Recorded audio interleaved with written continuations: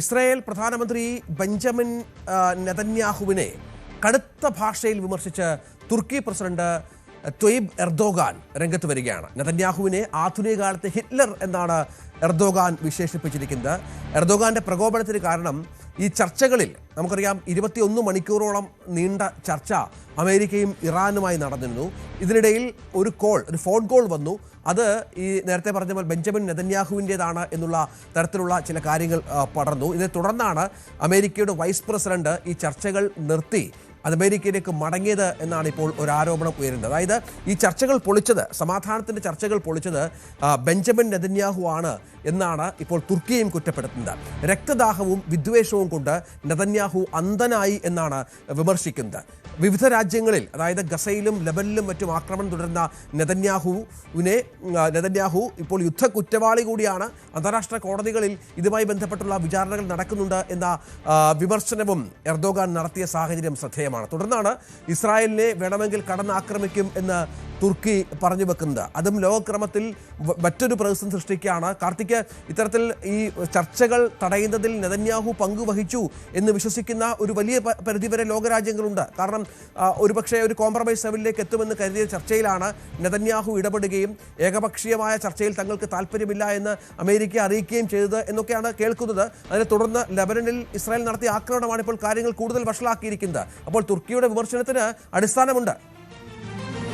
രഞ്ജിത്ത്, 47 വർഷങ്ങൾക്ക് ശേഷമാണ് US പ്രതിനിധി സംഘവും ഇറാനും തമ്മിൽ ഒരു നേർക്കുനേർ ചർച്ചകൾക്ക്, അത്തരത്തിൽ ഒരു ഉന്നതതല ചർച്ചകൾക്ക് വഴിയൊരുങ്ങുന്നത്. 21 മണിക്കൂറോളം നീണ്ട ചർച്ച, 6 ആഴ്ച നീണ്ടുനിന്ന യുദ്ധം, ഇരുവശത്തും വലിയ തോതിലുള്ള നഷ്ടങ്ങൾ ഉണ്ടായ യുദ്ധം. മാത്രമല്ല, ഇറാന്റെ പരമോന്നത നേതാവ് തന്നെ കൊല്ലപ്പെടുന്ന സാഹചര്യത്തിലേക്ക് കാര്യങ്ങൾ എത്തി. എന്നിട്ടും ഇറാൻ പ്രതിനിധി സംഘത്തെയും അതോടൊപ്പം തന്നെ US പ്രതിനിധി സംഘത്തെയും ഒരു മേശയ്ക്ക് ചുറ്റുമിരുത്തി ചർച്ച നടത്താൻ കഴിഞ്ഞത് വലിയ മധ്യസ്ഥ ശ്രമങ്ങളുടെ ഭാഗമായാണ്. ആ മധ്യസ്ഥ ശ്രമങ്ങൾക്ക് നേതൃത്വം നൽകിയത് പാകിസ്ഥാനും ഈജിപ്തും തുർക്കി അടക്കമുള്ള രാജ്യങ്ങളാണ്. അത് സമാധാന ശ്രമങ്ങൾക്ക് വലിയൊരു വഴിത്തിരിവായി വിലയിരുത്തപ്പെട്ടു. പക്ഷേ അപ്പോഴും ആ ചർച്ച പരാജയപ്പെടാൻ കാരണം ഇസ്രയേലാണ് എന്ന് ഇപ്പോഴും തുർക്കി അടക്കമുള്ള രാജ്യങ്ങൾ കരുതുന്നു. നേരത്തെ രഞ്ജിത്ത് പറഞ്ഞതുപോലെ ഈ ചർച്ചകൾക്കിടയിൽ US വൈസ് പ്രസിഡന്റ് JD വാൻസിന് വന്ന ഒരു ഫോൺ കോളാണ് കാര്യങ്ങൾ വഴിമാറാൻ കാരണം എന്ന് ആരോപിക്കപ്പെടുന്നു. ആ ആരോപണം മുൻനിർത്തിയാണ് ഇപ്പോൾ ഇസ്രായേൽ പ്രധാനമന്ത്രിയെ ലക്ഷ്യം വെച്ചുള്ള എർദോഗാന്റെ വിമർശനങ്ങൾ. എന്തായാലും ശക്തമായ ഭാഷയിൽ തന്നെയാണ് ഇസ്രായേൽ പ്രധാനമന്ത്രി ബെന്യാമിൻ നെതന്യാഹുവിനെ എർദോഗാൻ വിശേഷിപ്പിക്കുന്നത്. അതായത് ആധുനിക കാലത്തെ ഹിറ്റ്ലർ എന്ന തരത്തിൽ വിമർശനങ്ങൾ അദ്ദേഹത്തിനെതിരെ ഉന്നയിക്കുന്നു. എന്തായാലും ഇസ്രയേലുമായി ഉള്ള ബന്ധം, തുർക്കി അടക്കമുള്ള രാജ്യങ്ങൾ ഇസ്രയേലുമായി ഉള്ള ബന്ധം അത് വഷളാകുന്ന തരത്തിലേക്ക് കാര്യങ്ങൾ എത്തുന്നു. ഒരു ആക്രമണത്തിന് മുതിരില്ല എന്ന തരത്തിലൊക്കെ ഒരു ഭീഷണി സന്ദേശങ്ങൾ പരസ്പരം വാക്പോരിൽ കൈമാറുന്നു. ഇങ്ങനെയുള്ള നിലയിലേക്ക് കാര്യങ്ങൾ എത്താൻ കാരണം ഈ സമാധാന ചർച്ചകൾ പരാജയപ്പെടാനുള്ള മൂല കാരണം അത് ഇസ്രായേലാണ് എന്ന് വിലയിരുത്തിക്കൊണ്ടാണ്. എന്തായാലും അങ്ങനെ കൂടി ലോകം ഈ ഘട്ടത്തിൽ അതിനെ കാണുന്നു. അതായത് മധ്യസ്ഥ ശ്രമങ്ങൾ പരാജയപ്പെടാൻ കാരണം, ഇസ്ലാമാബാദ് ചർച്ചകൾ പരാജയപ്പെടാൻ കാരണം ഇസ്രയേലിൻ്റെ ഇടപെടലുകളാണ് എന്ന് തുർക്കി അടക്കമുള്ള രാജ്യങ്ങൾ വിശ്വസിക്കുന്നു. തീർച്ചയായും അതാണ് സാഹചര്യം. ഇതിനിടയിൽ പാകിസ്ഥാൻ്റെതായ ഒരു പ്രസ്താവന ഈ ഘട്ടത്തിൽ നിർണായകമായി കാണണം. അതായത് ഈ സമാധാന ചർച്ചകൾ അവസാനിച്ചുവെങ്കിലും ഏപ്രിൽ 21 വരെ മേഖലയിൽ വെടിനിർത്തൽ തുടരുമെന്നാണ് പാകിസ്ഥാൻ വ്യക്തമാക്കുന്നത്. കാരണം നമുക്കറിയാം, മധ്യസ്ഥ ചർച്ചകൾക്ക് കാർമ്മികത്വം വഹിച്ചത് പാകിസ്ഥാനായിരുന്നു. US-ഉം ഇറാനും തമ്മിൽ ഏപ്രിൽ 21 വരെ യുദ്ധത്തിൽ ഏർപ്പെടില്ല. ചർച്ച നടത്തിയ കക്ഷികൾക്കിടയിൽ അനൗദ്യോഗികമായ ഒരു കരാർ ഇപ്പോഴും നിലനിൽക്കുന്നുണ്ട് എന്നാണ് പാകിസ്ഥാൻ പറയുന്നത്. 15 ദിവസത്തെ വെടിനിർത്തൽ ഏപ്രിൽ 21 വരെ തുടരും. ഈ കാലയളവിൽ ഒരു ലംഘനവും ഉണ്ടായില്ല എന്ന് പാക് സർക്കാരിൻ്റെ ഉന്നത വൃത്തങ്ങൾ വ്യക്തമാക്കുന്നുണ്ട്. നമുക്കറിയാം, 21 മണിക്കൂർ നേരത്തെ കാർത്തിക് പറഞ്ഞതുപോലെ നീണ്ടുനിന്ന ചർച്ച ഒരു തരത്തിലും ഒരു അഭിപ്രായ സമന്വയത്തിലെത്താത്ത പശ്ചാത്തലത്തിൽ കൂടിയാണ് ഇത്തരത്തിലുള്ള നീക്കത്തിലേക്ക്, ഇത്തരത്തിലുള്ള ചില പ്രസ്താവനകൾ പാകിസ്ഥാൻ്റെ ഭാഗത്തുനിന്നുണ്ടാകുന്നത്. പാകിസ്ഥാൻ അതിൽ ഉറപ്പ് നൽകുന്നത് ഇത്തരത്തിൽ ഇടപെടൽ ഉണ്ടാകില്ല എന്നുള്ളതാണ്. ഒപ്പം സൗദി അറേബ്യയിൽ തങ്ങളുടെ സൈന്യത്തെ വിന്യസിച്ചുകൊണ്ട് ഇറാനുമേൽ സമ്മർദ്ദം ശക്തമാക്കുന്ന ഒരു പശ്ചാത്തലം കൂടി പാകിസ്ഥാൻ്റെ ഭാഗത്തു നിന്ന് ഉണ്ടായിട്ടുണ്ട്. ശക്തമായ സൈനിക സമ്മർദ്ദം ചെലുത്തുക എന്നുള്ളതാണ് പാകിസ്ഥാൻ ഉദ്ദേശിക്കുന്നത്. ഇന്നലെ സൗദി തന്നെ സമ്മതിച്ചിരുന്നു, പാകിസ്ഥാനിൽ നിന്നുള്ള സൈനികർ തങ്ങളുടെ രാജ്യത്തുണ്ട്.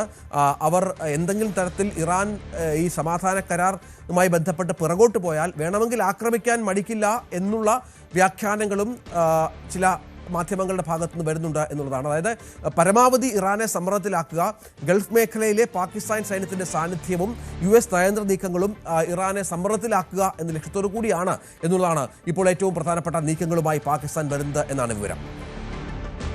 ലെബനനിൽ ആക്രമണം ഇസ്രായേൽ തുടരുകയാണ് എന്നുള്ള വിവരങ്ങൾ കൂടി പുറത്തു വരുന്നുണ്ട്. ഇപ്പോൾ പുതുതായി ഉപയോഗിക്കുന്ന ഒരു തന്ത്രം, അത് ഈ ഗസയിലും മറ്റും നേരത്തെ ഉപയോഗിച്ച ഒരു തന്ത്രമാണ് ഇസ്രായേലിൻ്റെ. അതായത് ഗ്രാമപ്രദേശങ്ങളിൽ സൈന്യ നീക്കം ശക്തമാക്കുക.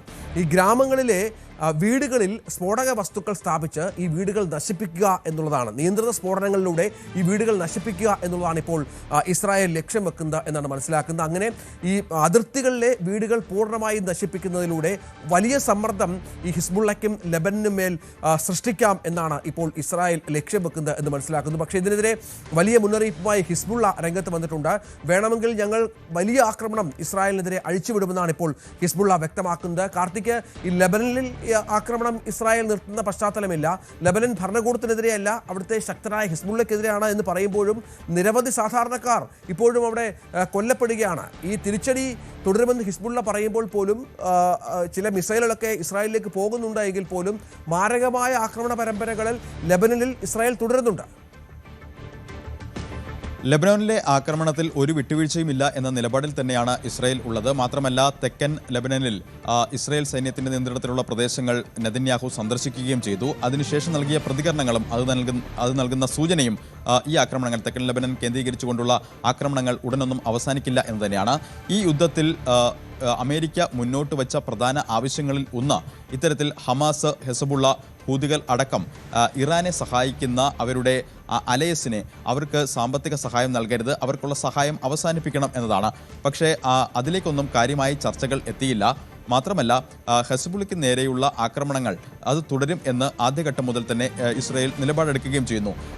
നാളെ വാഷിംഗ്ടണിൽ നടക്കുന്ന ഒരു ചർച്ചകൾ ഇതിന് നിർണായകമായിരിക്കും. ലെബനൻ പ്രതിനിധികളും അതോടൊപ്പം തന്നെ ഇസ്രായേൽ പ്രതിനിധികളും ഈ ചർച്ചയിൽ പങ്കെടുക്കുന്നുണ്ട്. ലെബനനിലെ വെടിനിർത്തലടക്കമുള്ള കാര്യങ്ങളിലാണ് ചർച്ച.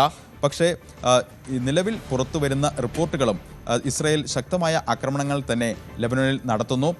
അതിൽ ഒരു വിട്ടുവീഴ്ചയ്ക്കുമില്ല എന്ന ആദ്യഘട്ടം മുതൽ നൽകിയ വിവരം, ആദ്യഘട്ടം മുതൽ നൽകിയ പ്രതികരണങ്ങൾ അത് തന്നെയാണ് ഇപ്പോഴും ഇസ്രായേൽ നേതൃത്വം നൽകുന്നതും.